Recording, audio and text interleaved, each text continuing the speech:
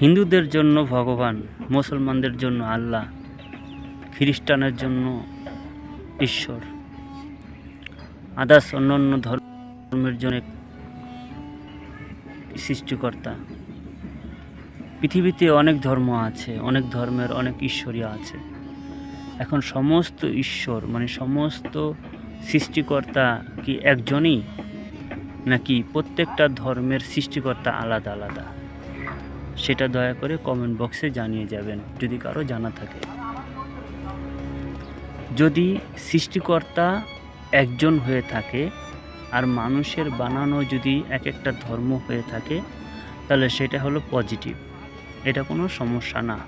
এটা মানুষের গড়ানো ধর্ম পালন করছে, কিন্তু মানছে একজনকেই, এটা পজিটিভ সাইড। নেগেটিভ সাইডটা হবে তখন যখন মনে করা হবে বা যখন বলা হবে বা যখন কেউ মনে করে, কেউ বিশ্বাস করে যে না আমাদের ভগবানই আলাদা, আমাদের আল্লাহই আলাদা, আমাদের ঈশ্বরই আলাদা।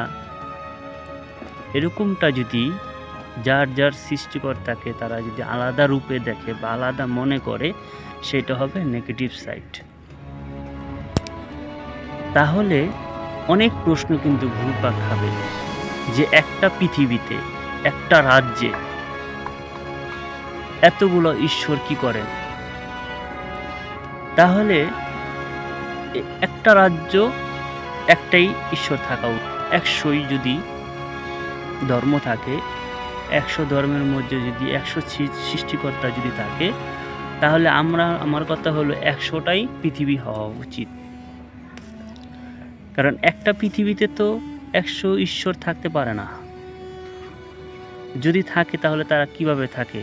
তাহলে তো সে বলবে যে এই পৃথিবীতে আমি সৃষ্টি করেছি, অতএব এই রাজ্য আমার, আমি পরিচালনা করব, তুই এখান থেকে সর।